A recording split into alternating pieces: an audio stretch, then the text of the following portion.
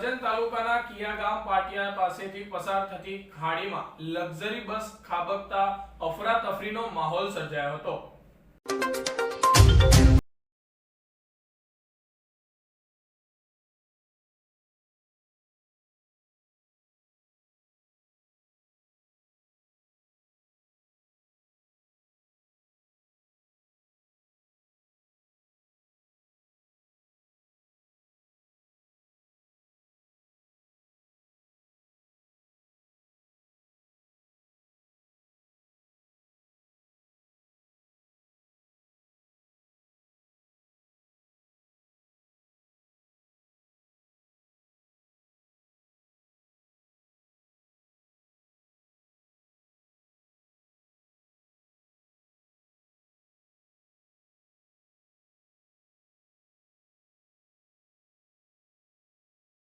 नमस्कार दर्शक मित्रों, बीएन न्यूज गुजराती में आपनु हार्दिक स्वागत है।